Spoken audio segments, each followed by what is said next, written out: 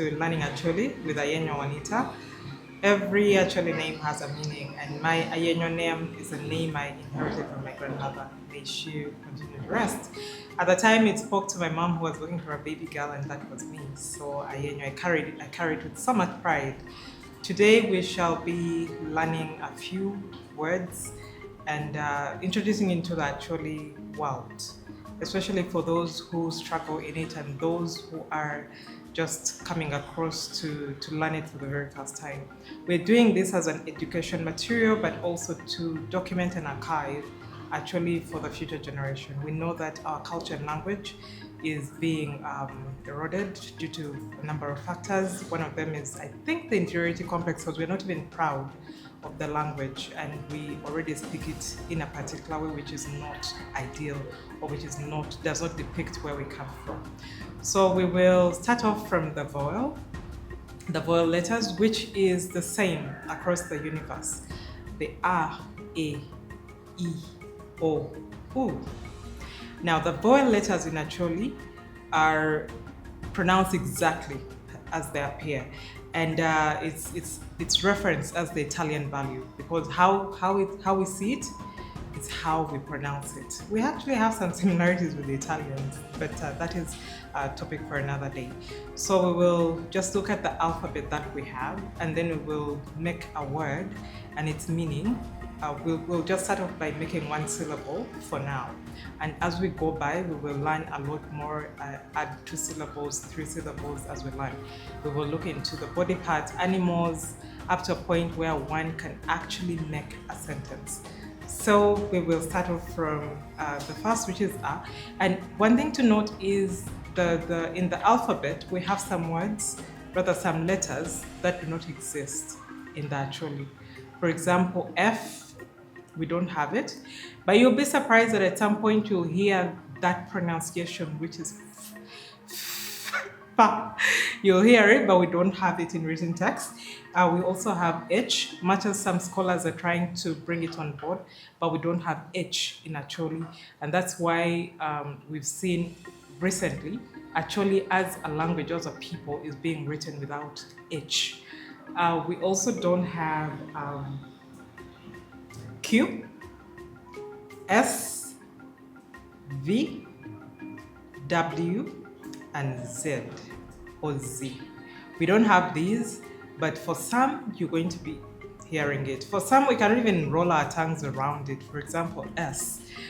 Let me look for a word with S. For example, sex. Most probably an Acholi person will just say check, because it has X and S, and both we cannot pronounce, both the X and the S. Usually our X goes as ek, which is Ike, because we cannot just roll our tongues around it. The V, we don't have it. So just to dive in, let's look at, we have A, and usually we have the capital A and the capital B, but we will look at it as A, and then actually we'll say A, Madid, A, Matidi. Madid is literally the uppercase and Matidi is the lowercase. And Ba, that is for B, we pronounce Ba.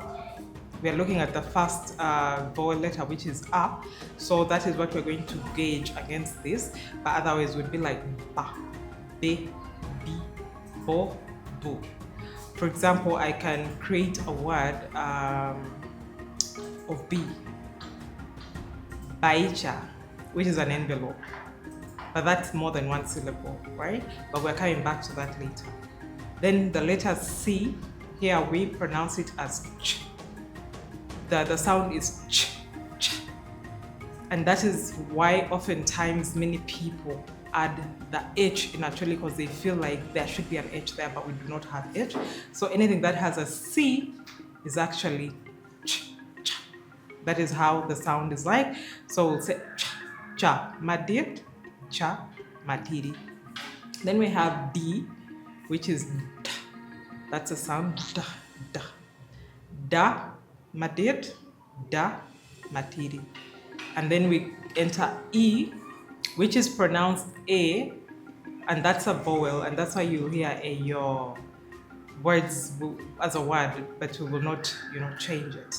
And F does not exist. G is k, which is the sound, and ga madid, ga matiri. And also, as we go along, let's take note that intonation plays a very critical role in the Acholi language. Intonation alone can change the meaning of a word, and also can change the urgency of the word that's being spoken. And then immediately we get to H, which does not exist in the original Acholi alphabet. And then we get to I, which is E, because it's R-A-E. So I is E. And then J is Ja. Ja madid, Ja matidi. K, K. That's a sound. K. K madid, K matidi. And then we have L, La. I'm trying to get the sound here. Also to note, our editors will work on this, but I am teaching off a very informal setting how we were actually taught back then, and that is what we're carrying forward today.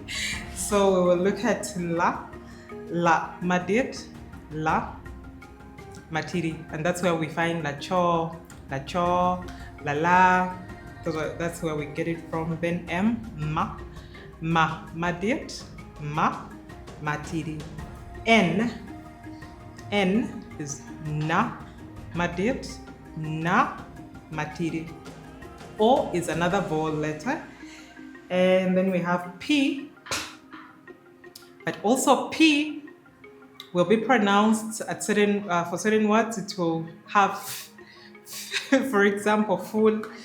You especially the Choli around Bulu here will say full, much as the ones up north we might say pull, because we also have to be cognizant of the different dialects we have in Acholi land. And we have pa, madid, pa, matidi. Q does not exist. R is ra, ra, ra madid, ra matidi. And then S does not exist because our tongues literally cannot roll around S. And then we have U, which is a vowel, and that goes as U in every aspect, is U. That's why you hear when we are saying Wucho Mabe, which is W, then for others they will write it as W, U, and then the COO, while others will just go straight away and say U, which is U, and then Wucho Mabe. And then the V does not exist. Then we have W, which is that's the sound, and then we'll just give it Wa madid, Wa matiri. X does not exist. And then Y, Ya. I just mentioned a word which is share. So the share, at least many of you know the share tree, the share butter, which is Ya, but Ya madid, Ya matiri. And then we have Z or Z, which does not exist in our vowel. So let's try and form words, single syllable words from the words that we just created. R being a vowel, these vowels help us to make the words. So let's look at B. Batch, which is spelled B-S-C. Batch is bus, a bus. The means of transport we use oftentimes. Is it a means? It's a type of transport. A bus, jumping in a bus from Gulu to Kampala.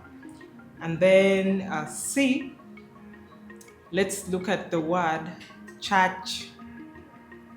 Church, which is pronounced CSC, which is despising someone. Penge chaya, in la church. And then D, we're going to form a word with a single syllable on D, derk. Derk, pronounced, rather spelled D-E-K, derk, which is food. F does not exist in our tongue. G, let's form a word. G, gopa, which is lie, and others will say goba.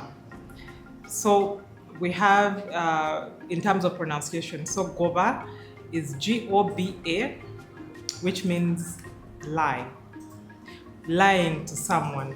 So I can lie about being late. So goba. And H does not exist. I is a vowel, which helps us to form these words. J, we're going to form a word with a single syllable, jock. J-O-K, jock.